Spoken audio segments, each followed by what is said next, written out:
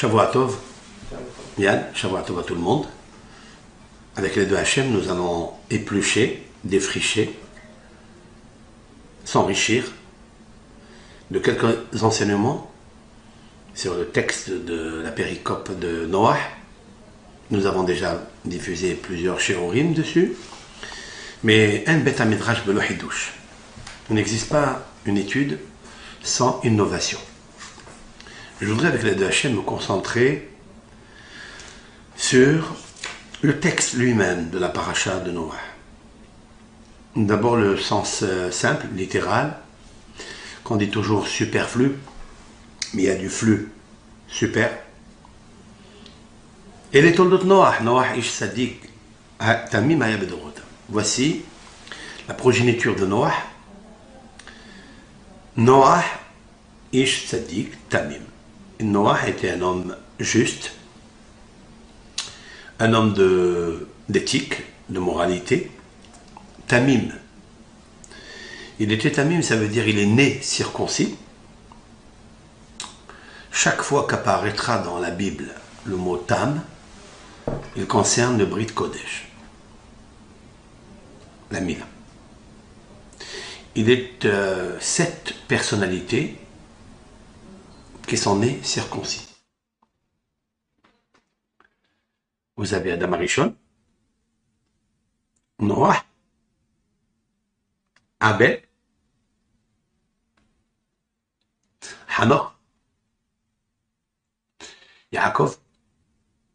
Yaakov il est marqué Yaakov Ishtam Yoshev Ohalim. Yaakov est un homme intègre. Ça veut dire quoi? Tam, ça veut dire Mila. Il était parfait, complet. Ça veut dire qu'il n'avait pas besoin de pratiquer le Brit Mila. Toutes ces personnalités sont des tzadikim. Tzadikim, témimim, pas naïfs, dans le sens complet. Parfait. C'est un grand privilège. Il y a plusieurs personnes qui naissent aujourd'hui dans des familles, des enfants qui naissent circoncis.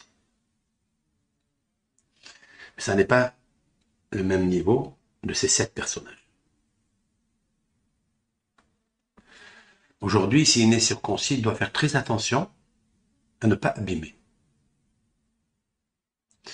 C'est la raison pour laquelle le Satan, le Nahash, d'après le Zohar, il a tout fait pour les étouffer.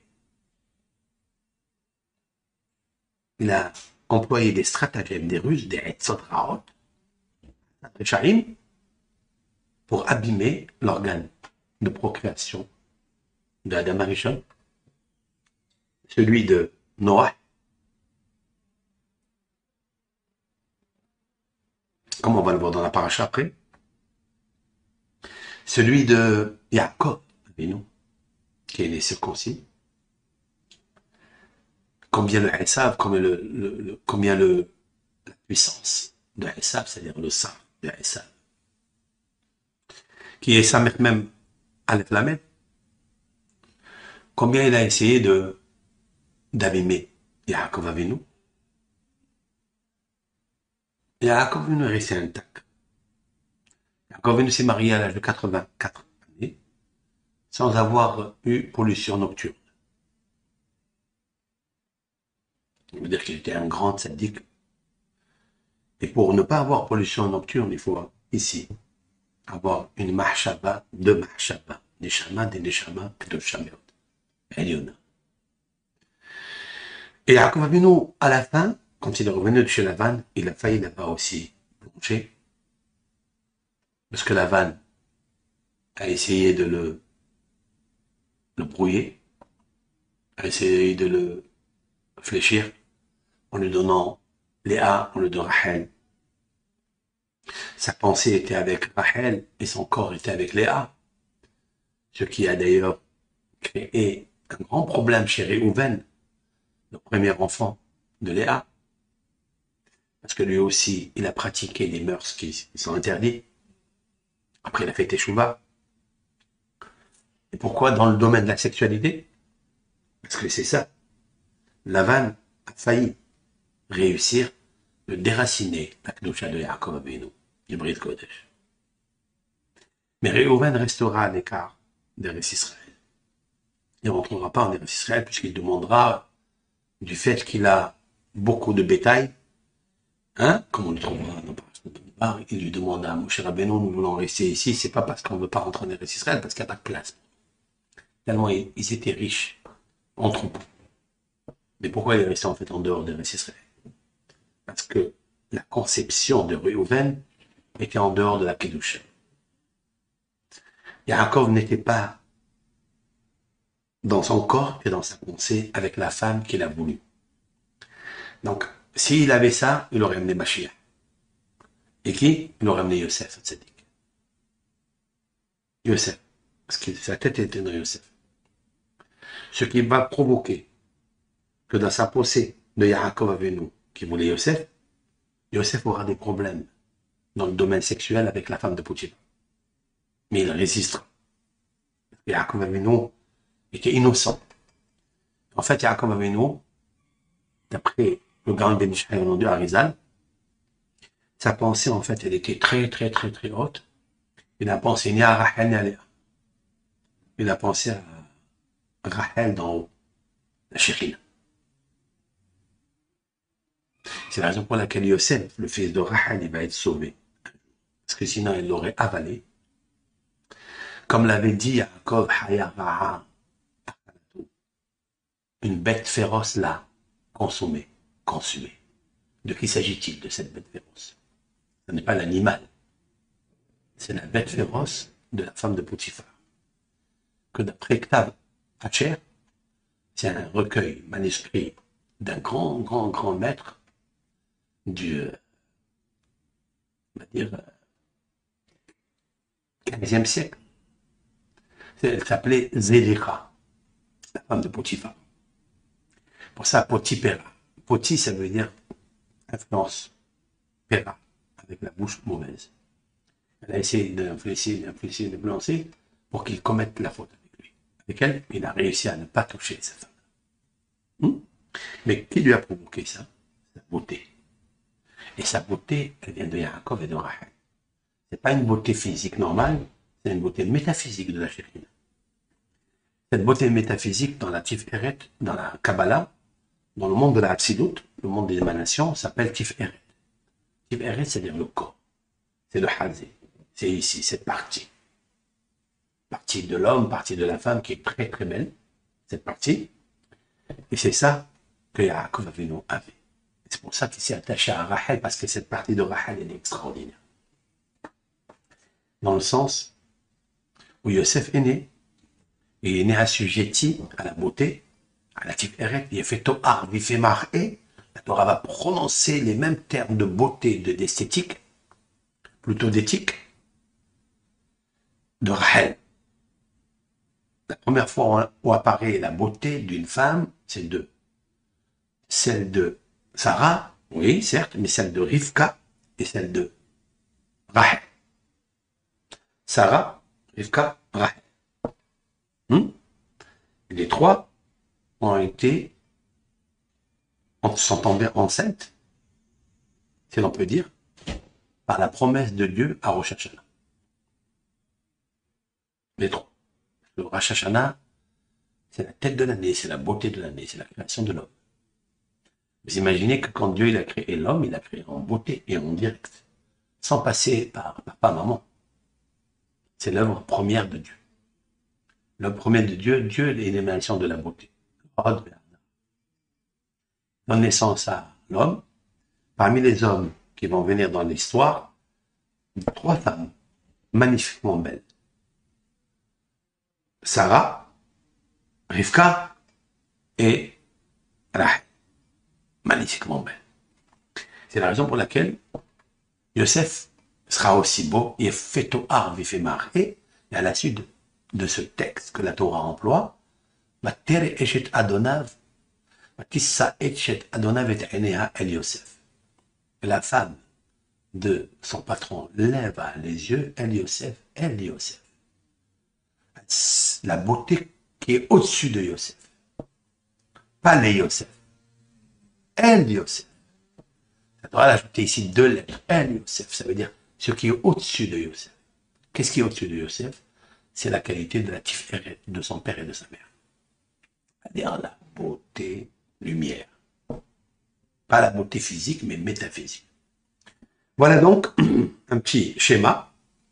Qu'est-ce que c'est que Tamim? Lorsqu'on parle ici de la première fois de Tamim, c'est de Noah. Noah était un homme calme. Comme il est marqué dans la paracha précédente, à la fin de Bereshit, après que l'Éternel ait eu de la peine, si l'on peut dire ainsi, qu'il a regretté d'avoir créé l'homme, il a marqué Noah matzahen be'enei Adonai. Et Noah a trouvé grâce aux yeux de Hachem. Trouver grâce, c'est le top du monde. Quelqu'un qui trouve grâce aux yeux de Hachem, il a gagné son pari dans ce monde. Remarquez que Moshe Rabbeinu, dans la Bible, va chercher à demander à Hachem, s'il te plaît Hachem, que je trouve grâce à tes yeux. Et puisque Dieu lui dit, oui, tu trouveras grâce à mes yeux. Lorsqu'il lui a dit, Hachem, oui, tu as trouvé grâce à mes yeux, qu'est-ce qu'il lui a dit, Moshe Rabbeinu? Si j'ai trouvé grâce à tes yeux, alors dis-moi, quels sont tes chemins, tes pensées, tes actions dans ce monde? Tu peux m'expliquer pourquoi tu agis ainsi? Je me comprends. L'Éternel lui dit, tu ne pourras pas me comprendre. Tu verras ma nuque, mais jamais ma face. Autrement dit, disent les kabbalistes, que Moshe Rabbeinu a essayé de comprendre la face directe quand il arrive quelque chose dans le monde. Pourquoi? Et pourquoi lui arrive ça? Et qui il est, lui? Pourquoi il est né circoncis? Et pourquoi le législateur du peuple d'Israël, c'est lui? Il faut comprendre. Il veut comprendre tout. Pourquoi le tzaddik, il y a des tzaddiks bons et qui ont que des malheurs? Pourquoi il y a des tzaddiks bons qui n'ont aucun malheur? C'est-à-dire, ils ont des problèmes. Mais tout est effacé. Tout est récusé par la simha, par Avodat Hashem.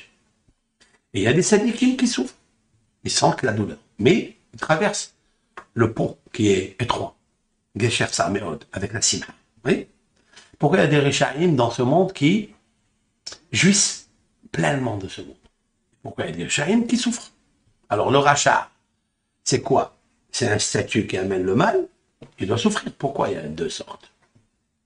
Le tzaddik, c'est injuste. Pourquoi alors c'est injuste, en un mot, qu'il reçoive un châtiment? Il veut comprendre. Il y a tout un traité talmudique dans le traité Berachot qui parle de ça. Moshe Rabbeinu veut comprendre. Eh bien, Akadosh Baruch Hu lui a dit, je t'accorde ça aussi. Et il a réussi à pénétrer tous les mystères de Dieu, par la prophétie, par la Kedusha, et les mystères des hommes. C'est pour ça que Moshe Rabbeinu n'a pas été affecté par le virus de ce monde. Tohu Vavohu, le monde de l'action. Le monde où tout se détériore, tout se décompose, se désagrège. Rabbeinu est resté à 120 ans intact comme la Torah le témoigne. Sa vue était lucide, son visage était rayonnant, comme s'il venait de naître. Et pourquoi? Parce que son corps est devenu Neshama. Pas seulement son âme qui était Neshama, mais son âme, elle a percé, elle a éclairé, elle a affiné, même son corps. Autrement dit, que son corps n'a pas reçu une influence étrangère de l'extérieur. Les virus du Avirol. Moshe Rabbeinu. Personne ne pourra le toucher. Personne ne pourra le toucher. Pourquoi? Parce que Moshe Rabbeinu, son corps n'est pas un corps. Et c'est là où je voudrais parler avec l'aide de la chaîne de Noah. Noah Matzahen be'enei Adonai. Cela veut dire que il s'est tellement attaché à Akadosh Baruch Hu que il s'est éloigné de la perversion de tout ce qu'il y avait dans ce monde. Il s'est éloigné. Voilà pourquoi il y aura une grande différence entre Abraham et Noah. La différence est là très simple. C'est que Noah, lui, il s'est protégé, lui. Mais de l'influence extérieure, il a eu besoin de Akadosh Baruch Hu pour le protéger. Comme il est marqué, et à Elohim et à Noah. Avec Hachem, seulement avec l'aide de Hachem, se promener. Autrement dit, que si Noah n'avait pas Hachem, même s'il était tzaddik, il serait influencé par la génération qui était entièrement pourrie et détériorée, et impie et pervers. Et les influences extérieures agissent sur la matière, sur l'être humain, sans qu'il le sache, qu'il le veuille ou pas. C'est comme ça. C'est la raison pour laquelle il ne faut pas s'asseoir dans une communauté où il y a la laïtsanout. Parce que si vous êtes avec une personne qui est moqueuse, si vous êtes avec quelqu'un qui est pervers dans sa pensée, vous finirez, même si vous êtes bien éduqué, même si vous êtes extraordinaire, vous faites très attention, protégé par vous, par vos parents, vous serez à la fin influencé. Parce que soit le bien influence la matière, soit le mal influence la matière. Agit sur la matière. Expliquer Rabbi Trassalanter qu'un juif qui étudie la Torah, une Mishnah, une Gemara, un Tehillim à Marseille, à Paris, en Israël, il influence sur un autre juif là où il est pour l'aider à ne pas faire une avéra. Comment il le sait? Il faut le croire. Pourquoi? Parce que si tu dis pas que ma parole, l'étude, qui est née, qui est l'homme est créé, ce monde est créé par Bereshit, Bishbil Reshit, parce qu'il y a la Torah qui s'appelle la sagesse, et qu'elle est étudiée dans ce monde, c'est l'oxygène de ce monde, et qu'elle a une force tellement grande qu'elle peut influencer le reste du monde. Si tu dis pas ça, ne commence pas à prier. Ne prie pas. Parce que la prière, elle monte où? Elle monte en haut, mais Dieu le sait. Parce que tu dis, oui, j'ai la foi. J'ai la foi que ça c'est vrai. Elle peut monter à des milliards de kilomètres, lumière. Pourquoi elle n'ira pas à 3000 kilomètres, à 10 000 kilomètres, 100 000 kilomètres? Le monde est limité. Il y a un kilométrage, de toute façon. Il est limité, on va dire, il y a 100 000 kilomètres. 100 milliards de kilomètres ici. Mais ça, c'est même pas une année-lumière qui est entre le monde d'ici et l'infini. Donc, si tu ne crois pas à ça, tu ne peux pas croire à ça. Donc, quelle est la réponse? C'est la foi. La émouna. Ben, la émouna que la Torah, en plus, est le plus grande énergie, plus que la prière. Elle peut aller influencer un juif qui se trouve là où il se trouve pour l'empêcher de faire une affaire. Mais à condition que la Torah soit tzaddik la mime. Noah était la personne qui s'est protégée, lui, mais qui n'a pas réussi à influencer les autres, mais on a eu peur pour lui qu'il soit influencé des autres. Qu'est-ce que fait Dieu? Dieu lui met une barrière pour ne pas qu'il soit influencé parce qu'il l'a aidé. C'est une aide spéciale du ciel parce qu'il a trouvé grâce à ses. Abraham, c'est autre chose. Abraham, il n'a pas eu besoin que Dieu l'aide. Abraham, il avait la émouna en Dieu, et le fait d'avoir la émouna en Dieu, il avait l'humilité autour de lui. Le or amakif, c'est la lumière environnante qui empêche toutes les positions, les influences négatives qui viennent de l'extérieur, les ondes maléfiques. Les autres n'ont pas réussi à influencer Abraham. C'est lui qui a réussi à les ondes. Et la preuve, c'est qu'il a prié pour eux. Pour avoir la force de prier pour eux, ça veut dire qu'ils étaient plus faibles. Ils étaient condamnés à mort, soit le dor de Maboul, soit la génération de Sédom et Gomorre. C'est Abraham qui a prié. Non seulement qu'il n'a pas été influencé du mal, il n'a pas eu un impact sur lui, mais c'est lui qui a eu un impact sur eux. Eux, c'était des grands idolâtres, purement idolâtres. Qu'est-ce que 3 milliards, 4 milliards ou 15 milliards d'êtres humains aujourd'hui dans le monde, qu'est-ce qu'ils disent? Il y a un Dieu. Il y a 3500 années qu'Abraham a existé. Et il parle de Dieu. Qui a parlé le premier de Dieu? Qui? La tour de Babel? Non. Sodome et Gomorrhe? Non. Enoch, la génération d'Enoch, qui est la première qui a pratiqué l'idolâtrie? Non. 20 générations de Adam jusqu'à Abraham Avinu. Et Abraham Avinu, il est tenu très fort dans la Emouna. Parce qu'il avait accueilli en Dieu, parce qu'il avait vu une Emouna. Il s'est mis en danger pour Dieu.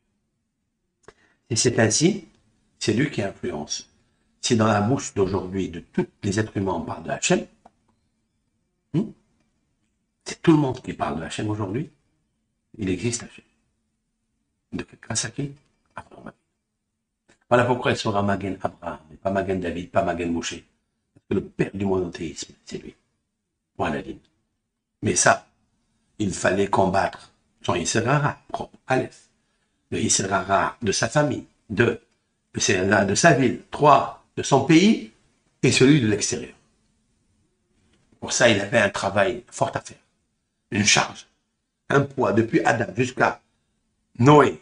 De Noé jusqu'à 20 générations. Ça fait 2000 ans que de désespoir, de kfira, d'athéisme. Et Abraham Avinu, il arrive, il naît dans une famille athée, épicurienne, idolâtre. Il sort de là, il cherche, il vérifie, il cherche la vérité. Où elle se trouve? Il l'a trouvée dans la vérité. Il l'a trouvée dans l'écriture. D'aller chercher pourquoi la fourmi, elle a un petit cœur, des petits yeux, des battements de poumons très infinis. L'éléphant, il a un gros cœur, avec un gros cerveau, avec des grosses pattes. Qui est le plus intelligent des deux? Où il a le miracle le plus grand? Où? Dans l'éléphant ou dans la fourmi? Dans la fourmi. Finalement, le jour d'aujourd'hui, qu'est-ce qu'on voit? Que plus l'invention elle est puissante et plus les objets sont plus fins. C'est des petits gadgets. Pourquoi? Parce que l'intelligence, elle se pose là où il y a l'infinité, là où il y a l'infini. Et d'où elle vient? De l'infini, du Ein-Sof. Parce que c'est l'infini. Ce gros monde qu'on voit aujourd'hui. C'est l'éléphant par rapport à la fourmi qui se trouve en haut. Si on savait qu'est-ce que c'est l'infini dans le ciel, plus on avance et plus il nous faut une combinaison plus fine et plus structurée pour habiter le ciel. Comme les cosmonautes. Ils montent dans la Lune, pas monter avec un costume de mariage.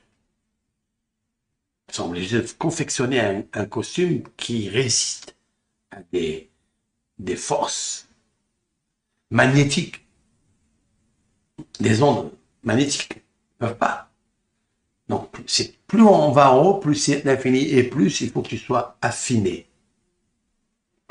Abraham Avinu, il s'est affiné. Il a trouvé, laImouna, c'est quoi? C'est d'analyser et de trouver des conseils, des etzot. Maïm Amokim, le roi Shlomo Amelech, il a dit dans ses proverbes, Maïm Amokim, des eaux profondes. Quand on parle ici des eaux, c'est pas des eaux de l'océan.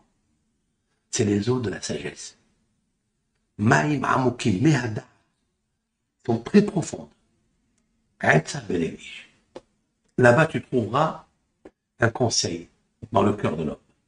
Parce que le cœur de l'homme, il a une sagesse infinie.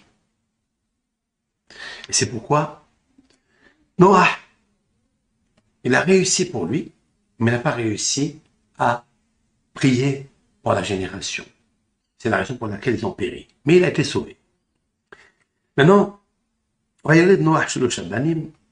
Noah, il a donné naissance à 3 enfants, Etchem et Hamayr.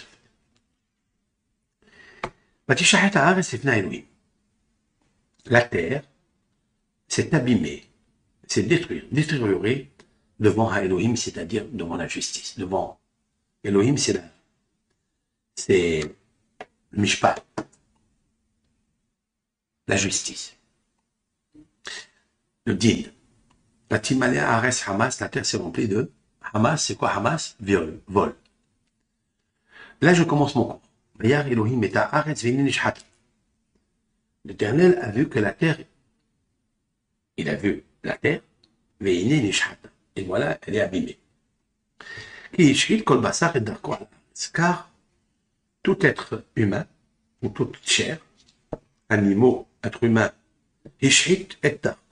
il a abîmé son chemin à l'arrêt sur la terre. Je stoppe ici. C'est quoi? Dieu, il a vu que la terre, elle était abîmée. Mais pourquoi nous parler de la terre? Il fallait dire,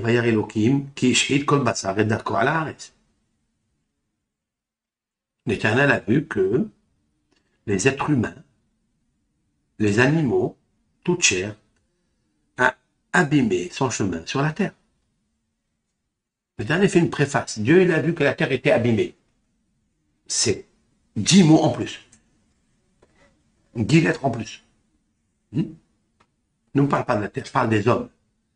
L'Éternel, Elohim, la justice, a vu que les hommes ont fait des actions qui ont abîmé la terre.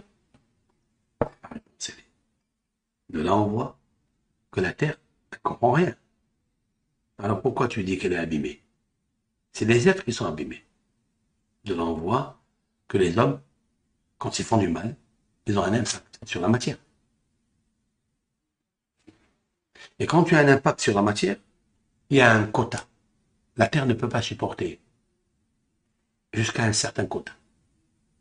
Dès que la terre, il a vu qu'elle s'est remplie de Hamas, de vol, la terre, je ne parle pas des hommes. C'est-à-dire que les lettres négatives qui émanent des êtres qui font créer des ondes maléfiques va rester plongée sur la terre. Elle va s'incruster, elle va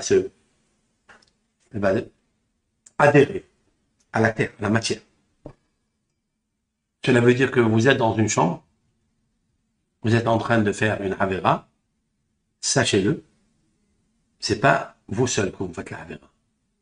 Cette Havera, elle a un impact dans les murs, sur la table, sur la chaise, sur la nourriture. Si quelqu'un, par exemple, il est en train de manger, il est en train de manger, Shabbat, ou la semaine, et il sort de sa bouche une parole négative. Il sort de sa bouche un péché, c'est-à-dire la chanara. Sachez que maintenant, la parole, elle est de feu, d'eau, de terre, elle a des forces, des énergies, c'est incrusté dans la nourriture que vous mangez. Si un jour vous avez mal au ventre, si un jour cette nourriture elle nous fait créer des virus, sécréter des virus, c'est toi qui les as créés, pas ta bouche. Le feu, l'air, l'eau, terre qu'il y a dans la parole. De la même manière, quand Sarah elle avait refusé de le faire avec Pharaon, c'était incrusté dans le mur, et Yosef, du coup, il avait pu bénéficier de cette aide-là. Très bien. Super, c'est très bonne, belle preuve. Oui. Tu rappelles Yosef, lorsqu'il était avec la femme de Potiphar, il a été sauvé. Il y a un Zohar qui dit, c'était la même chambre, bien avant, quelques années avant, où Abraham et Sarah, quand ils sont descendus en Égypte, les princes de Pharaon ont pris Sarah parce qu'elle était belle. Ils l'ont entrée dans la chambre du Pharaon. Quand il a voulu la toucher, converser avec elle, Sarah a refusé et l'ange a frappé le Pharaon. Et dans les murs, ces murs-là, c'est incrusté la puissance positive, énergétique, qui a émané du refus de Sarah. Ce refus-là a créé dans les murs du Hémet une vérité. Cette vérité, elle ne quitte jamais les murs. Donc elle devient mûre, mature. Il y a de la vérité dans les murs, elle devient mature. Lorsqu'un jour, bien après, la femme de Potiphar a murmuré avec Yosef qui était très mature pour pratiquer la Havera, les murs de la maison, de la chambre, ont influencé. C'est une très belle parabole qui est réelle, qui est vraie. Le bâton de Rabbi Meir. Rabbi Meir, Baalanes, avait un bâton. Ce bâton-là, celui qui le voyait, il devenait sage. Mais qu'est-ce qu'il a le bâton? Le bâton, c'est le bâton de guerre, quoi. C'est avec ce bâton que Rabbi Meir, il s'appuyait. Parce que ce bâton-là, il a reçu du Hémet. Il a reçu tous les mouvements, les gestes, les actions de Rabbi Meir, l'étude de la Torah. Ce bâton recevait. C'est le bâton de Moshe. C'est le bâton d'Aaron. C'est avec lequel il pratiquait des prodiges. Mais pourquoi un bâton, il fait des prodiges? Oui, le bâton du tzaddik, il fait des prodiges. Pourquoi? Parce que ce bâton, c'est un arbre. C'est un bout de bois sec. Mais la vérité s'incruste dans le bois, dans le fer, dans le cuivre, dans l'or, dans l'argent. Même votre argent, que vous touchez avec vos mains. Si vous lui parlez, il agit. Il est bénéfique. La parole est la parole de la création. Il crée quelque chose dans la matière. C'est ça, en fait. Vayar Elohim et Haaretz ve'hine nishad. Et l'éternel Elohim, c'est la vérité, la pure vérité. Chaque fois qu'apparaît le mot Elohim, vous trouverez à côté le mot Emet. Adonai Elohechem Emet. Elohim Haïm. Dieu, c'est la vie. Et la vie, c'est la vérité. Hachem Elohim Emet. Chaque fois que le mot Elohim apparaît, il y a le mot Emet qui apparaît. Le Emet est un émetteur qui émane de Elohim. C'est la raison pour laquelle Vayar Elohim est à Haaretz ve'hine nishad. Il a vu que la terre a reçu le sheker, le shhitout, c'est-à-dire la dégradation. Il a vu ça. Regarde les initiales. La fin des mots. Vayar, et il a vu Aleph. Elohim, Mem. Et, Tav. Aleph, Mem, Tav, Emet. Hachem Elohim, Emet, il a vu que la terre elle a reçu quelque chose. Elle a reçu le sheker. Donc quand il y a le sheker, on remplit le mensonge sur la terre. Pourquoi? Parce que quand un homme, quand un animal, il a fauté, qu'est-ce que ça veut dire il a fauté? Et là, qu'est-ce qu'ils ont fait exactement? Rachid,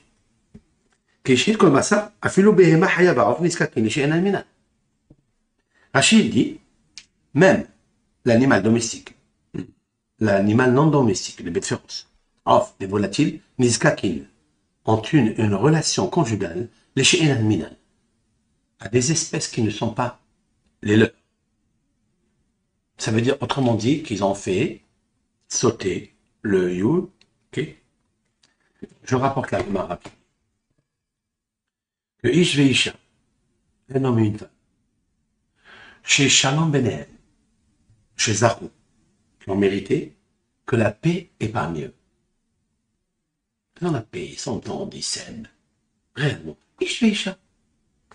Le Isha, j'ai toujours parlé de Isha et Ha-Isha. Isha, c'est la femme destinée de Akadosh Baruch Hu. Celle que Hachem a déclarée pour lui 40 jours avant la formation du fœtus. Cette femme est pour le fils de Hachem. C'est celle-là qu'un homme, il regarde, il aime, il apprécie, il s'agenouille devant elle. Il fait la mise en pli et le brushing. Il adore sa femme. Même s'il y a des fois des petites imperfections. C'est normal. Nous ne sommes que des corps. Nous sommes extraits de la terre, du serpent. Nous avons la peau du serpent qui transpire. Même si des fois ça transpire. Hein? Mais c'est pas le pire. Ça s'expire. Après, il faut toujours regarder l'empire. Et ne jamais créer le pire dans le couple. Et tu respires. Ta femme, c'est ta femme. C'est Ish, Isha. Ish, la Gemara dit, on a remarqué, tout le monde le sait, c'est bien de le ramener toujours sur le plateau. Vous avez le Aleph et le Shi. Ish, Aleph, Shi. C'est Esh. C'est les lettres qui font le feu, parce que chez l'homme, il y a du feu. Vous savez où est le feu? La parole. Elle est de feu. Et il y a le Yud. Le Yud, c'est la sagesse. Vous suivez? Le Yud, c'est la lettre Yud, c'est la Horma. Sagesse. Elle sépare entre le Aleph et le Shin. Au milieu, parce que la sagesse d'un homme le calme, le freine, pour ne pas enflammer le feu qui est en lui. La sagesse. Et la femme, il n'est pas dit comme ça. Elle s'appelle Isha. Autrement dit que la Aleph et le Shin, c'est-à-dire le Esh, il est ensemble. Le He, il est après. Elle n'a, la femme, de par nature, lorsqu'elle se met en colère, le feu, il peut dévorer la maison. Parce que le Esh, il est un à côté de l'autre. Il n'y a pas une séparation entre le Aleph et le Shin. Vous savez très bien, je vous ai déjà dit, que la lettre Aleph et Shin sont des lettres de feu. Et la femme, elle ne supportera pas lorsqu'on agit mal. Si son mari, à l'extérieur, il se comporte autrement, elle le sait. D'où elle le sait? Par le hé. Le hé, la lettre hé, c'est le pitouah, l'expansion de l'intelligence dans ce monde. Le monde de l'action. Le hé de la femme, il est composé de 2 hé du tétragramme. Le premier, comment s'écrit le tétragramme Yud? Ça, c'est papa. C'est l'homme. Et Bina, c'est là. Le Vav, c'est papa. C'est l'homme. Tiferet. Parce que la sagesse est une beauté. Tiferet commence par un tav et termine par un tav. Tiferet. C'est ta Torah. C'est la Torah. Yaakov, Moshe. Après, vous avez le He de Yud Kevavke. Le dernier, c'est le monde de l'action. C'est les codes de la matière. La femme est plus matérielle dans un sens, mais elle est plus spirituelle dans un autre. Elle est matérielle parce qu'elle a besoin de construire. C'est pour ça on lui a donné le premier He, qui est Bina, on l'a donné à la femme. Et le He, le dernier, on l'a donné à la femme. Pour ça, quand il fait une bêtise, elle lui dit, Hey, qu'est-ce que tu fais? Elle lui dit comme ça, non? Elle lui dit, Hey, quoi, hey? Ça veut dire, oh, 5. Moi, j'ai les deux. J'ai la Bina, qui est la deuxième lettre du tétragramme, le He. Elle lui a donné aussi le He. D'accord? Qui a construit Abraham? Abraham était stérile. Sarah était stérile. Mais qui l'a construit, Abraham? C'est le Yud de Sarai. Elle avait un Yud. Oui ou non? Sarai. Elle était princière. Princesse. Elle était hautement distinguée par la sagesse, par la Bina. La prophétie de Sarah est plus grande que celle d'Abraham, disent nos sages. C'est un texte, on va voir. Dieu dit à Abraham, écoute, quelle est la difficulté que tu as? Sarah te dit quelque chose, tu le fais. Comment? Mais c'est moi le papa, c'est moi le maître de maison. Oui, d'accord.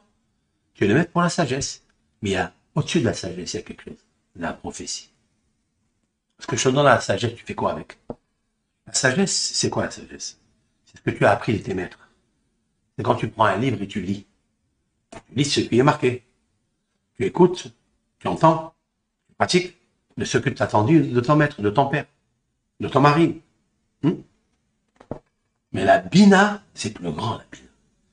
La sagesse, c'est la matière grise, elle est plus grande que la Bina.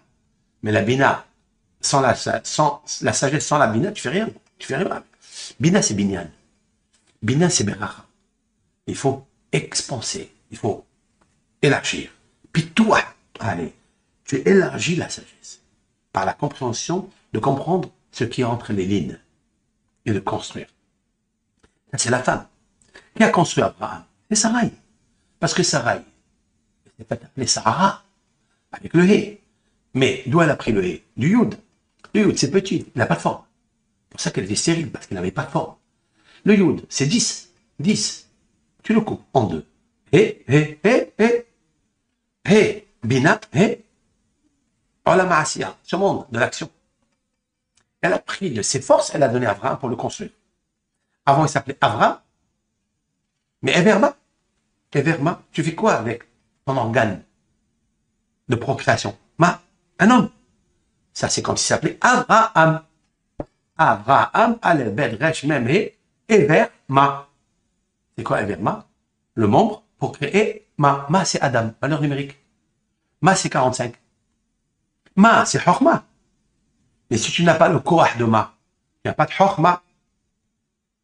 La Chorma, il vient de Koachma. Mais si tu n'as pas de koach pour créer, parce que où il est ce koach? Il est dans le He de Isha. La Isha, elle sait tout. Mais si la femme, elle ne prend pas la Bina, qui est le He, pour influencer le Hesh, c'est une catastrophe. C'est le feu. C'est pour ça qu'il ne faut pas vouloir aux femmes qui se mettent en colère. Parce qu'elles ont la matière grise. C'est comme si tu prends du pétrole et tu l'allumes. Et tu ajoutes, pour l'éteindre, encore de l'essence. Tu prends du kérosène, encore pire. Ça veut dire plus l'intuition elle est puissante et plus la colère elle est disponible. Vous saisissez? Heureux l'homme, les arômes. Heureux les hommes, le couple, qui mérite. Ce n'est qui mérite, qui s'affine. Zarou vient du mot mérite, mais le mérite ne se provient que par la purification. Par la pureté. Zar. Comme l'huile d'olive concassée pure. Zar. Le mot zar, c'est la purification.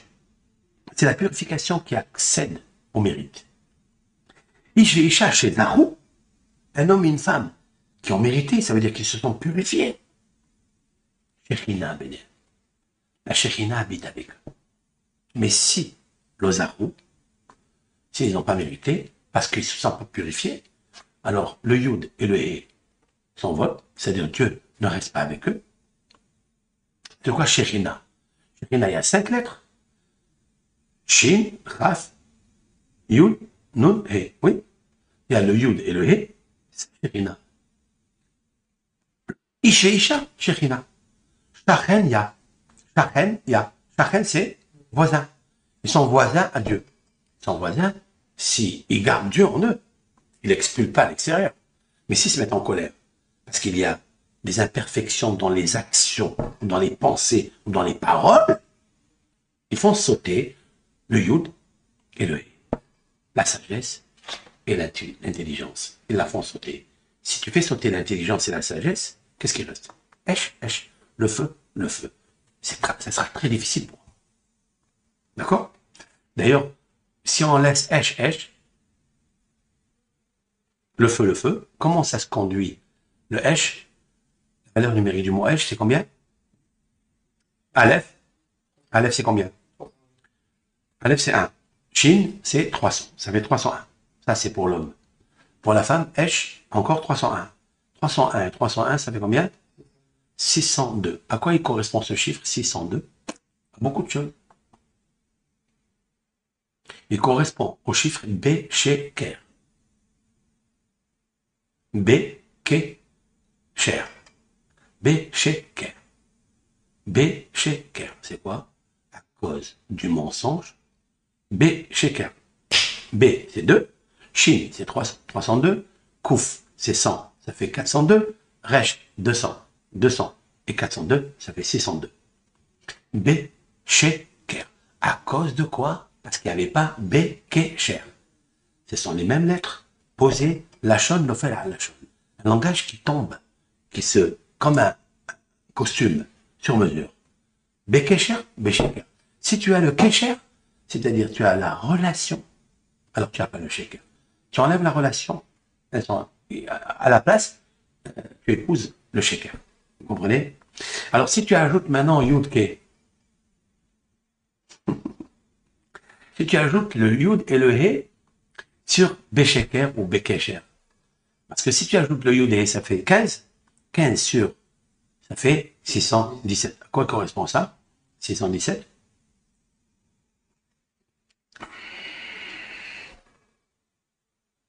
Ben, vous avez 613 déjà. C'est quoi 613?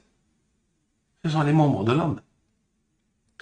Ce sont les 248 os et 365 nerfs même vaisseaux. Ça fait 613. Combien il me reste? 4. J'en ai à 617. C'est quoi les 4? Yud, Ke, Va, Ke. Le tétragramme qui est avec nous. Parce que tu fais les mitzvot. Pour qui tu les fais? Pour lui. Pour Yud, Ke, Vav, Ke. Tu dois avoir en tête, devant tes yeux, Yud, Ke, Vav, Ke. La sagesse, l'intuition, l'harmonie, le Hesed, la Gibora, la Tiferet, le Hod, le Yesod et la Malchut. Ce sont les 7 attributs aux 7 bergers. Tu les as en toi. Shekhina, Sheloya Benehem. La Shekhina, elle est avec eux. Imzahou. D'accord? Maintenant, on revient. Qu'est-ce qui se passe? Là, les hommes, dit Rashi, c'est le Midrash, en fait, c'est une Gemara dans le traité Sanhedrin, page Hamas, c'est-à-dire 108.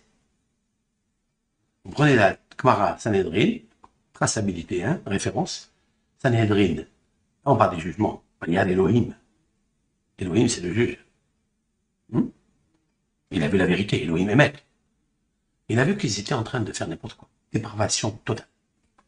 C'est-à-dire, la Gemara dit, il prenait des animaux, il les accouplait avec des, comme une chèvre, avec un lion. Et un lion, avec une chèvre avec un lion, avec une lionne. Et une fois qu'ils ont fini de faire cet accouplement qui est abominable, exécrable, il n'est pas naturel. Ils ont déséquilibré l'harmonie mondiale. Dysfonctionnement de la réglementation ordonnée de Akadosh Baruch Hu de Maaseh Bereshit. Ils ont fait un chamboulement. Chamboulement. Et alors, après tous ces animaux qui ont été corrompus, ils les ont accouplés avec l'homme. Vous imaginez la terre, qu'est-ce qu'elle a bu? Qu'est-ce qu'elle a absorbé comme onde maléfique, comme énergie qui a fait impact en elle? Il va supporter. Il a dit maintenant, cette terre-là, il faut que je la chamboule complètement. Pourquoi elle envoie dans la boule? Et ce qui m'interpelle, c'est le Yud-Ke. Parce que là, qu'est-ce qu'on va faire? Il lui dit, c'est fini. La fin de l'homme, des êtres de chair est venue. Je vais détruire et en même temps la terre. Pas eux, mais en même temps, je vais faire une espèce de stérilisation complète. Et qu'est-ce qu'il lui dit?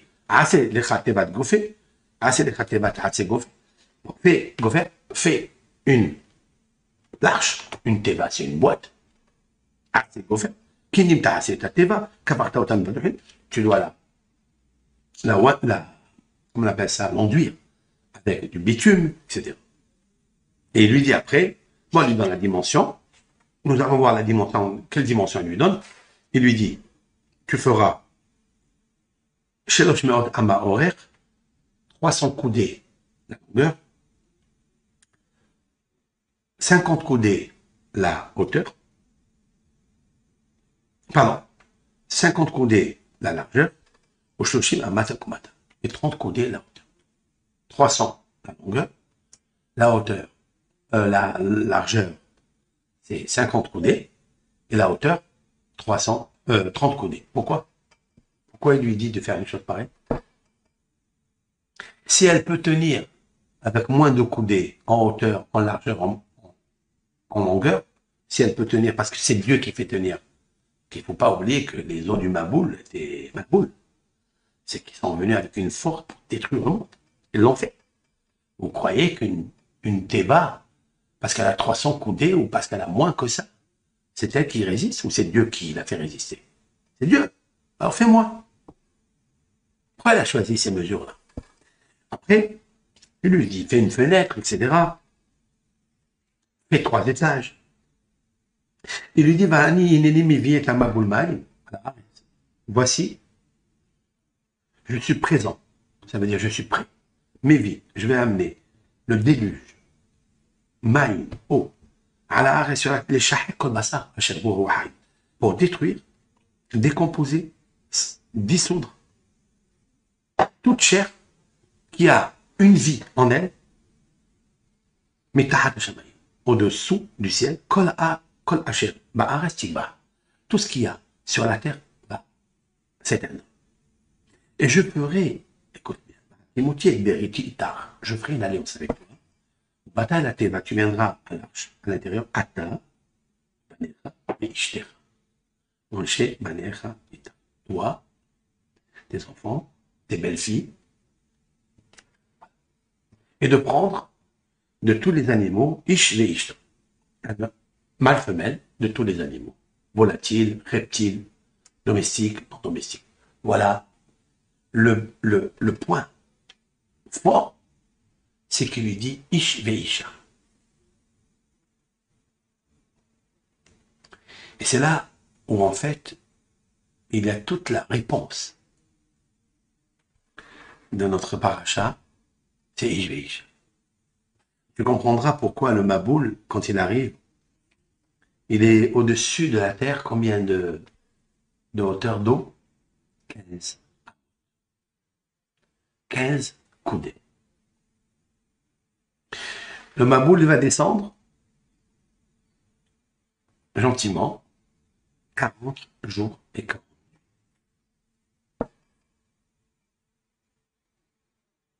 Ces chiffres-là, ces hauteurs, ces dimensions, la durée du temps du déversement des eaux, de ma boule du ciel, 40 jours et 40 nuits. C'est un chiffre qui interpelle. Parce qu'on va demander aux scientifiques, ceux qui ont la Emouna, bien sûr. Et on voit ici la prophétie réelle de Moshe Rabbeinu. Parce que ces chiffres-là, pourquoi? On peut inventer. Si la Torah est un courant normal, qui est un courant d'une intelligence humaine, ça veut dire qu'on a inventé ces chiffres. Si on a inventé ces chiffres, donc le sheker, le mensonge, apparaîtra. Mais si on définit et on explique par des études kabbalistiques, par la valeur numérique du pardes, c'est-à-dire la kémataria, que tout le monde sait aujourd'hui que les chiffres et les lettres, la numérique est à la pointe aujourd'hui. Si on définit pourquoi il y a 300 coudées de longueur, pourquoi il y a 30 de hauteur, pourquoi 50 de largeur, si on définit ça, on comprendra qu'il y a une prophétie dedans. Donc si Moshe Rabbeinu a écrit la Torah, parce que c'est lui qui nous le dit, sans lui, comment le saurais-je?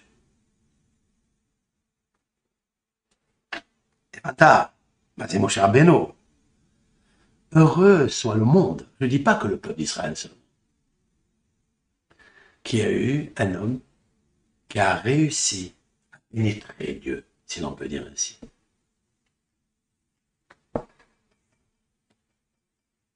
Ça veut dire d'apporter des choses exceptionnelles. Il y a des valeurs numériques, nucléaires dedans. Explique le kabbaliste. Oui, il y a. Tu sais pourquoi il y a 15 de hauteur? Parce que Dieu a retiré le Yud et le He de la génération du déluge.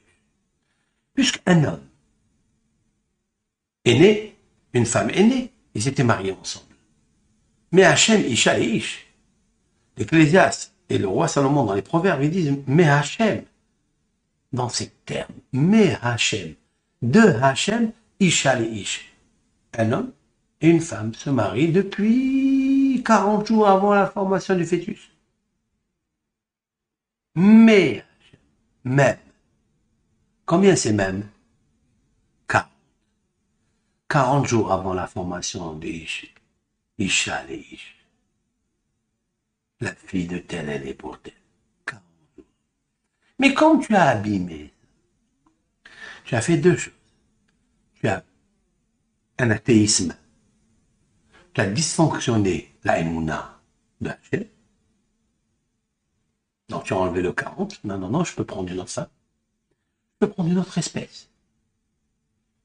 Tu as fait sauter le Yud, qui est dans Ish. Tu as fait sauter le He, qui est dans Isha.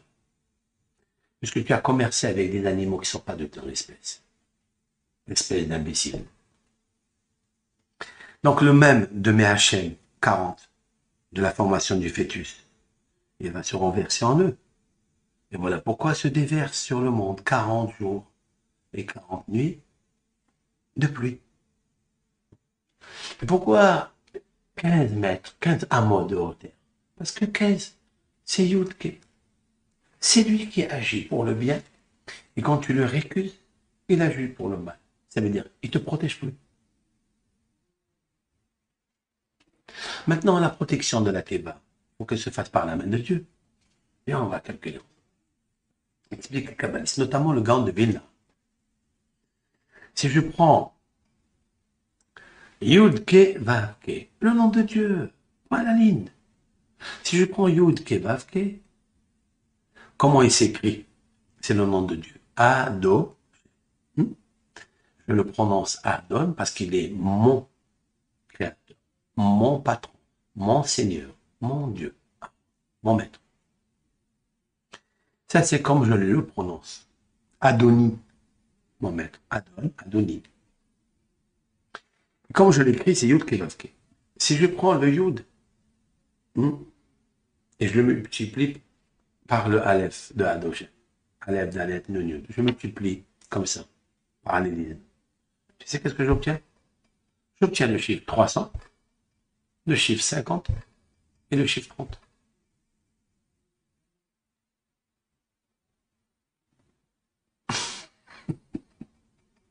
Faut que je le fasse dans un tableau, non? Voilà, on n'a pas le caméraman pour me fixer dans le tableau. On ne pourra pas le faire. Si je prends Yud, Ke, Vav, Ke, je le multiplie par Aleph, Dalet, Nun, Yud, j'obtiens 300, 50 et 30. Je le ferai sur le schéma.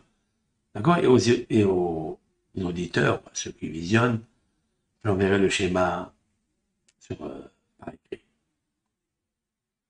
Mais faites confiance. C'est pas un chiffre qu'un homme invente. C'est un chiffre de la protection de Dieu. Autrement dit que toute personne qui croit en Hachem, écoutez bien, il peut construire autour de sa théma à lui, de son corps, de son âme, le chiffre 300 de longueur, son périmètre, la largeur et la hauteur. Ne serait-ce que le nom de Dieu. Et voilà pourquoi le nom de Dieu il est réel. Comme nous on l'écrit, et comme nous on le prononce, avec la valeur numérique que nous on lui donne.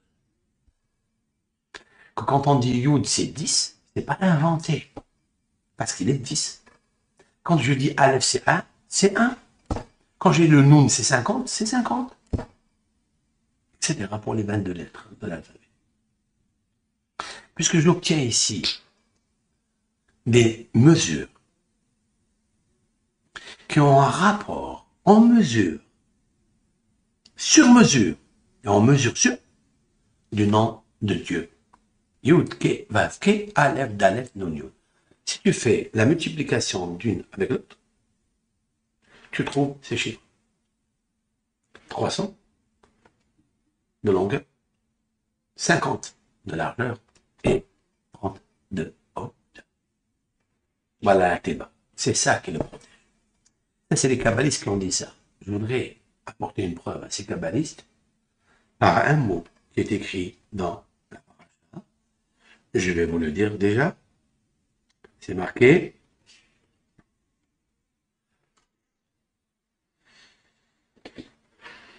Donc voilà, à la fin de Chéni, à la fin de la deuxième montée, je pense c'est dans le chapitre 7, verset Tetzaïn, 16, 7 et 16, Ve'abaim, et ceux qui sont venus à la Teva, Zacharon Keva, mâle femelle, Mikol Bassar, de toute chair, sont venus. Ka'asher Tziba Oto Elohim, comme l'Éternel lui a ordonné. Vaïsgor Adonai Ba'ado. C'est quoi Vaïsgor Hachem Ba'ado? Hachem, il a fermé Ba'ado. Qu'est-ce qu'il dit Rashi? Regardez Rashi ce qu'il dit. Vaïsgor Hachem Ba'ado. Soger c'est fermé, oui. Il a fermé la Teva sur Noah et sa famille. Rashi dit Hegin Alav Shello Shavroa. Il a dit l'Éternel, il a protégé qui n'ont pas cassé la Teva. Il y a qui disent Hekif Dub Ateva Dubim ve Arayot. Il a entouré l'arche, enfin l'arche de Noé. Dubim, ce sont des ours. Arayot, ce sont des lions. Vehayu Holgim Bahem. Et les lions et les ours, ils tuaient toutes les personnes impies, méchantes, qui voulaient détruire la Teva. Surtout chez le Mikra, ça c'est le Midrash. Maintenant le sens littéral, Sagar Kenegdo Minamaï. Oui, il a fermé par rapport à l'eau. L'eau, elle est en train d'arriver, à fermer la porte. Voilà, c'est tout. Ok? Deux explications. L'Éternel l'a protégé pour ne pas qu'il casse la teva. Les autres, avec quoi? Ils vont la casser avec des marteaux, avec des haches. Il a mis autour de la teva la jungle, les ours, la famille des ours, la famille des lions. Et quand il s'approchait, il les tuait. Ça, c'est réel. Hachem, il a ordonné à ces animaux de venir aider Noah. La deuxième explication, qui est la plus simple, fermez la porte. Sur cette deuxième explication, j'ai une question. Hachem, il a fermé pour lui la porte. Pourquoi Noah, il ne sait pas fermer la porte?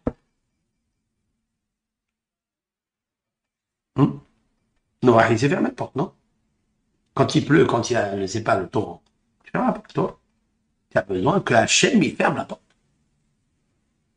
Une bonne question ou pas? C'est un peu bizarre. La réponse est, avec l'aide de Hachem, il s'est fait maison à ça.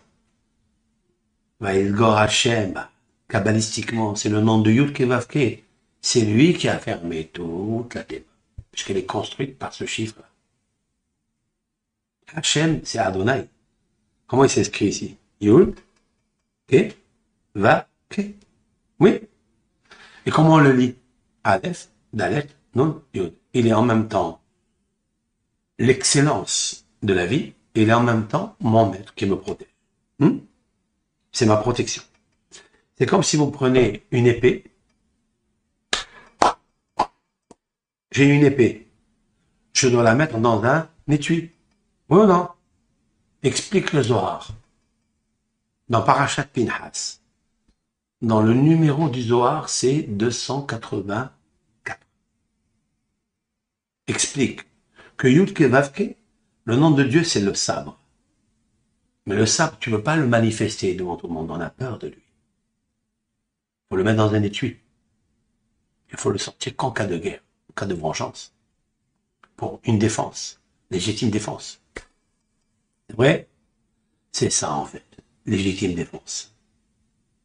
La protection. C'est quand tu prends Yud Kevavke et tu multiplies entre les lettres, il te sort 300, il te sort 50 de largeur et 30 de hauteur, et c'est ça, Vaïlgor Hachem Ba'ado. Hachem Sagar Ba'ado. C'est Hachem, c'est lui, les chiffres qui sortent de la multiplicité des lettres. Hachem, c'est lui la protection. Donc il a fait la Teva. C'est la mesure, les mesures qui sortent du nom de Dieu multipliées par le nom de Adonai. C'est ça qui fait la protection. C'est un bon pirouche ou pas? Ça c'est un pirouche avec l'aide de Hachem Ibarra. Fait maison. C'est un témoin aussi. Ba'ado, c'est aussi pour lui, aussi Be'edo, par son témoignage. C'est un bon témoignage? Tu peux témoigner qu'il est bon, ce? Alors, ça veut dire quoi? Alors, maintenant, j'ai posé une question. Et d'où est sorti ce nom de Dieu maintenant? Pourquoi le nom de Dieu il va protéger Noah spécialement? Tu m'écoutes? Je vais te dire pourquoi. Parce que Noah, il avait une femme qui était tzadéket, sa femme. Ishto lui dit, fais rentrer à la Teva tes enfants et ta femme. Comment s'appelait la femme de Noah? Elle s'appelait Naama. Naama, c'est quoi Naama? Vient de la racine du mot Naïm. C'est quoi Naïm? Noah était un homme calme, très calme. Tu sais pourquoi il était calme? Parce qu'il avait une femme agréable. Il a mérité une femme agréable. Et comment on a une femme agréable? Parce qu'il a mérité que quand il est né, il était circoncis. Il était tam. Et s'il est tam, il est tzaddik. Et s'il est tzaddik, Dieu lui envoie une femme tzaddiket, agréable. Et c'est pour ça qu'ils se sont purifiés. Et pour ça, ils ont mérité le Yud et le He qui les a protégés dans la Teva.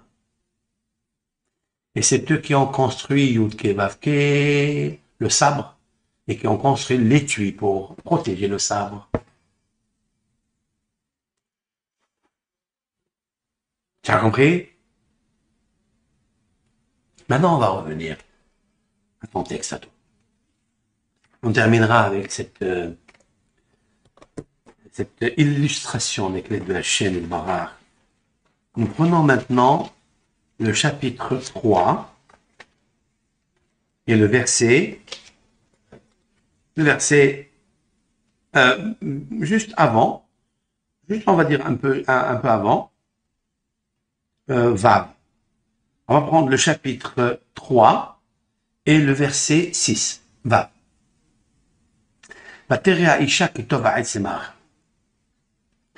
Et la femme a vu Kitov ha'etz, qu'il est bon l'arbre des ma'achal pour consommer. Il est bon dans le goût, il est aussi agréable, délicieux à la vue. Quand on le visionne, on a des frissons. Benehmad est agréable ha'etz lehaskil. Elle a vu que si elle mangeait, il aurait pu créer en elle, dans le sechel, dans l'intelligence, il aurait créé un bouleversement. Elle prend, quand il y a ces trois dimensions qui s'associent, il est bon à manger, elle va traverser toute la bouche. Ça veut dire qu'elle va abîmer les lettres labiales, dentales, linguales, palatales, gutturales. Mais il est aussi bon, la naïm, les yeux, et il est aussi bon pour donner fertiliser la pensée, l'intelligence. Alors elle dit, puisque ces trois dimensions sont réunies, elle a pris de son fruit, elle a mangé. Elle a vu que c'était tellement délicieux. Et que ses yeux se sont ouverts. Et que son esprit est devenu rusé. Mais elle sait que si elle consomme cela, elle va mourir. Elle le sait. Et elle fait une grave faute. Elle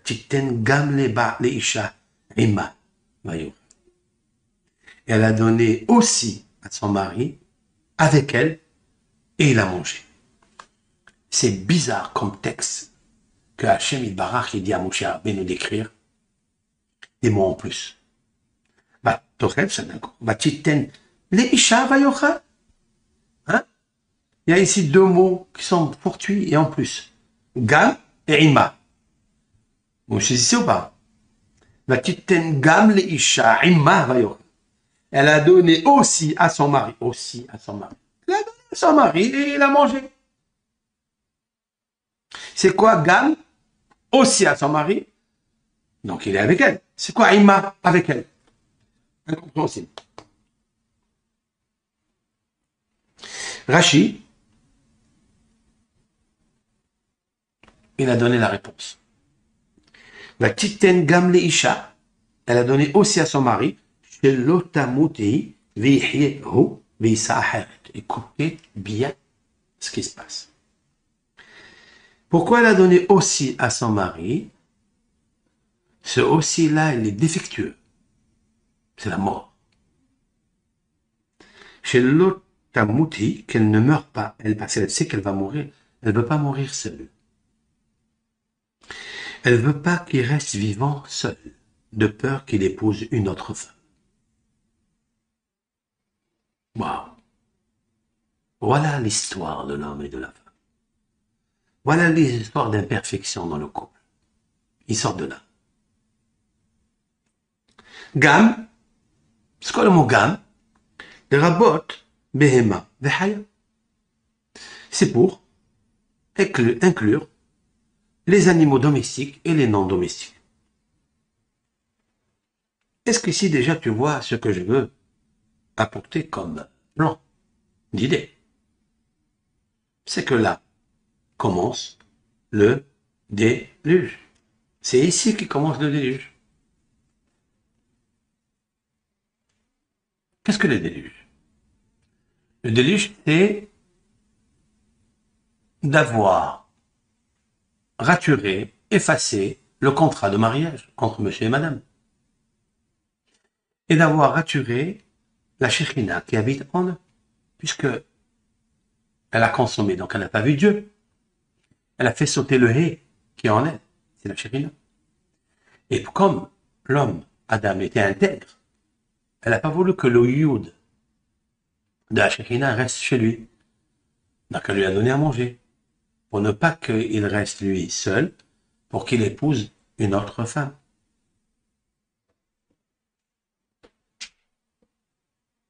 C'est l'histoire des hommes. L'histoire de la difficulté des hommes, des couples. C'est pourquoi elle a donné aussi aux animaux. Elle a donné aux animaux et aux bêtes non domestiques. Pourquoi? Parce qu'elle va entraîner la mort, elle va entraîner les accouplements illicites, interdits, entre la béhéma, qui est la domestique, avec la non domestique. Ce qui se produira dans la génération de Noé. Tout ça pourquoi? Parce qu'elle a ouvert les yeux. Comme elle a ouvert les yeux, il lui a dit ne mange pas. Comme elle a ouvert les yeux, elle est devenue rusée. Elle a perdu le conseil de Dieu. Autrement dit, elle n'était plus elle-même. Comme elle n'est pas elle-même, donc elle n'aime plus son mari. Parce que toi, tu vas mourir et tu veux tuer ton mari aussi. Et ça, c'est un peu imbécile. Même rusé et même mauvais. Impie. Plus encore. Si toi, tu as mangé, tu as donné à ton mari, pourquoi tu donnes aux animaux? Laisse-les vivre. Il n'y a plus de contrôle. Il n'y a plus de limites, il n'y a plus de frontières. Lorsque le mal agit sur toi, en fait, il agit aussi sur la création. Enfin, il a un impact sur la matière, il a un impact sur les animaux, même s'ils ne le veulent pas. La Torah nous dit dans le passage Zayin, les yeux des deux se sont ouverts. Ici. Ils ont compris qu'ils étaient nus de la tunique unique que Dieu leur avait posée. Et comme ils sont nus, ils ont honte, ils ont confectionné des feuilles de figues, après avoir fait la fugue. Et ils ont fait la ceinture de sécurité. Comme quoi, quand il y a un danger, Te'ena, c'est la figue. Quand on fait une fugue, on peut faire une Te'una. Te'una, c'est accident. Alors, quand il y a accident, il faut Hagorot, la ceinture de sécurité. Vaishme'u et kol Adonai Elohim mitalech bagan. Maintenant, ils ne voient plus. Juste, ils écoutent. Ils ont abîmé leurs yeux. Comme ils ont abîmé leurs yeux, les yeux de l'esprit, ils ne peuvent plus voir Dieu. Ils ne peuvent plus le comprendre.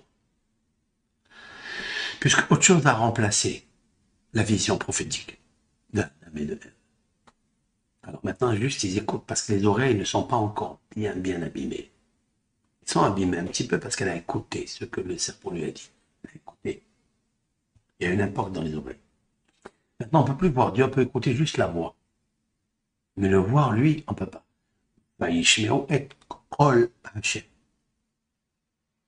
La voix de Dieu.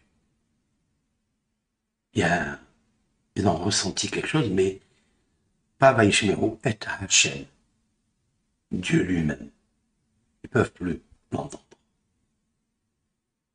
Seulement Kol, la voix de Dieu. Mitaler Bagan, les Rouhayom. Ils se promenaient dans le jardin dans le vent du jour. C'est quoi dans le vent du jour? Rachi explique le vent ouest. C'est-à-dire là où se couche le soleil.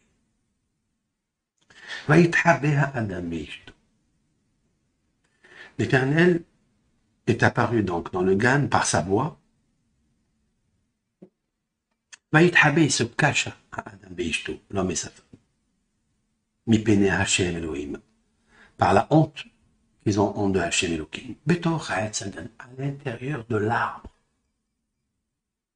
Pas à l'intérieur du gan, du jardin, à l'intérieur de l'arbre du jardin.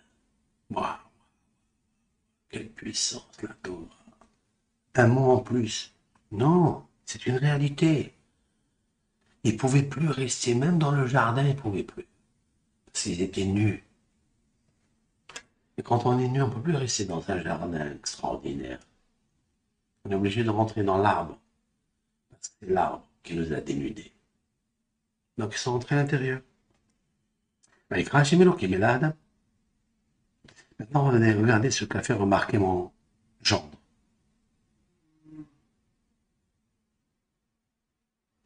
ויתחבא האדם היום לרוח בגן מתהלך בגן לרוח היום ויתחבא האדם. מתהלך l'éternel marché. Regardez les initiales. même בגן bête. לרוח למד. היום ה' ויתחבא האדם ה' même bête va למד המבול. Le déluge. Voilà que la graphie du mot Hamaboul apparaît dans la honte de Adam et Ishto. Cette honte, elle est arrivée. Par quoi? Parce qu'ils ont fait sauter le Yud et le He. Quand tu fais sauter le Yud et le He, tu as plus de sagesse et tu as plus d'intuition. Et tu ne comprends plus la matière. Donc il n'y a que du Hesh, que du feu. Et là, Akadosh Baruch Hu, il a positionné les phrases qu'il fallait écrire dans le texte éternel. Hamaboul. De là sortira Hamaboul, c'est vrai. Puisqu'elle a consommé, elle a fait sauter le He. Il a consommé, elle a fait sauter le Yud. Il reste Esh. Ils ont donné aux animaux et aux bêtes domestiques et non domestiques. Il va y avoir un chamboulement entre les êtres. Et je vais y jeter puisqu'il n'y a que du feu. Il y a le feu de l'amour. Il n'y a plus le feu de Dieu avec ça que Dieu lui a donné. Il va y avoir en eux un chamboulement. Le feu, la chaleur, l'énergie, l'appétit, la boulimie, la luxure, de pratiquer un devoir relationnel, conjugal, avec des espèces qui ne sont pas des espèces. Les tiennes, ta famille, ce qui est naturel. Ça a dénaturé l'air. Hamaboul. Je dirais en plus, l'Éternel l'appelle Vaikra, Hachem Elohim et la Adam, et Hachem Elohim l'appelle l'homme. Bayomer Lo, il lui dit, Ayeka, où tu es? Rashi rapporte, est-ce qu'il ne sait pas où il est? Il sait où il est. Enfin, un autre homme qui a un œil de chair et de sang n'aurait pas su où ils étaient Adam et Hawa.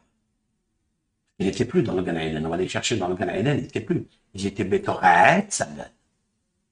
Ils étaient à l'intérieur de l'arbre qu'ils ont consommé. Il va chercher un homme dans l'arbre. Et je me demande comment ils sont entrés. Derrière. Entrés dans un arbre. Il y a des grottes, il y a une cachette. Et ça. Ils sont supersoniques.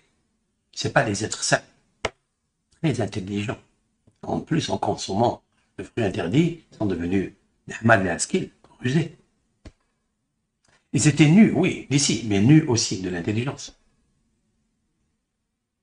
Il n'y a que Dieu qui a su où ils étaient. Il leur a dit, Ayeka, où vous êtes? Ayeka, c'est les initiales. Tu te caches dans une cachette, dans les oubliettes, tu crois que je ne te vois pas? Ayeka, Aleph, Yud, Rav, He. Aleph, c'est Ani, Dieu. Yud, Yodea, je sais. Rav, Kol, tout. Anistarot, les cachettes. Ani, Yodea, Kol, Anistarot. Répétez-le ça. Quand un homme il veut faire une avéra, il se cache, il faut qu'il dise qu'un jour il lui dira à Hachem, Ayeka, où tu es? Ani, Yodea, Kol, Anistarot. Tu ne peux pas te cacher de moi. Alors où tu es? Ça, c'est la première explication. La deuxième que je donnerai avec l'aide de Hachem, c'est que Ayeka est composé de 4 lettres. Aleph, Raf, Yud, He. Ach, Yud, He. Où est passé le Yud et le He. Le Yud de Ish et le He de Isha. Où sont-ils passés? Vous les avez envolés, fait envoler. Vous n'êtes pas méritant, vous n'êtes pas purifié, vous êtes impurifié. Vous avez fait sauter la lumière de l'intelligence et de la sagesse. Ah, ah, ah. Si maintenant tu as honte, tu dis ah. Restriction. La lettre Aleph et Chav désigne dans le Talmud, dans la Torah, Rabbi Akiva qui a étudié Bishmael, son maître, Achim verakin me'otinen. Chaque fois qu'apparaît le mot Ach, c'est restriction. Rak, restriction. Ya, restriction de Yudke. Où sont passés Yudke? Ayek. Et c'est en fait le Yudke qui va se transformer là-bas dans le déluge avec les 15 Amot, Yudke Amot de déluge. Et 40 jours et 40 nuits de déversement progressif du déluge. Mais après, il y a eu 150 jours de descente d'eau du ciel, mais avec une force terrible. Au début, Méhod, après, Bayerboum, Méhod. Parce qu'en fait, Méhod, c'est Adam. C'est l'anagramme du mot Adam. C'est ça. C'est lui qui a créé tout ça. C'est parce qu'il a quitté la femme que Dieu lui avait donnée. Lorsqu'une personne quitte par la pensée,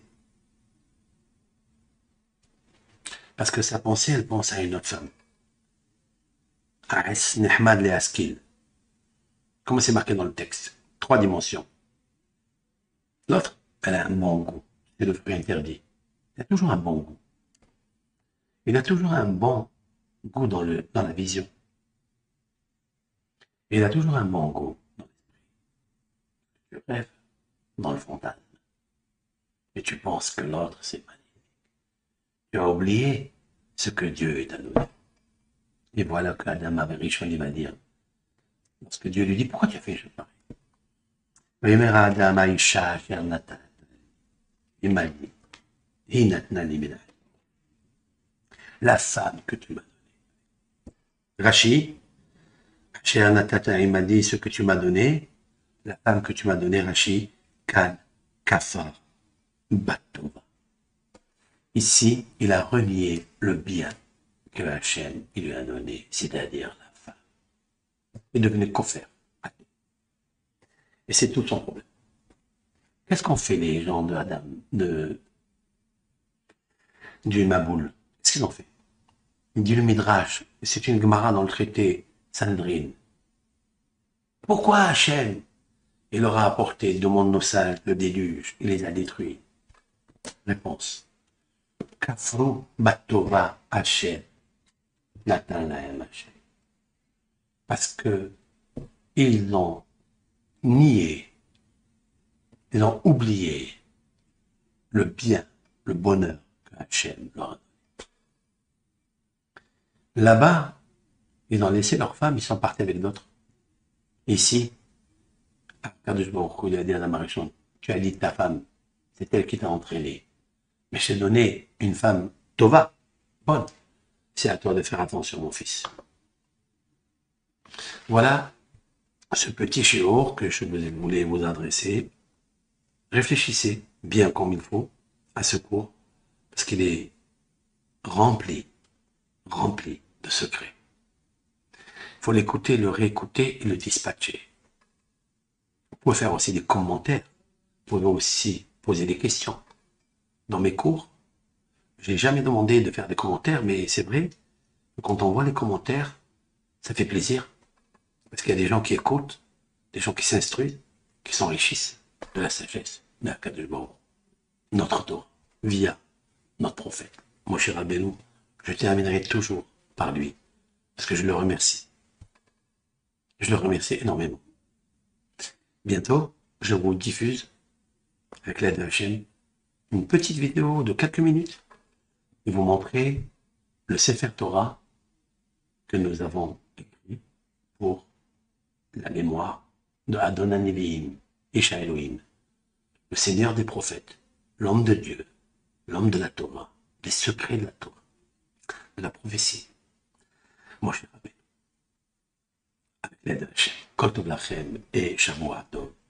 Ce cours est adressé pour tout le Ham Israël, pour leur Hatzlaha, leur réussite, pour une bonne Teshuvah, une bonne Refoua, une bonne Géoula, une bonne Emouna complète.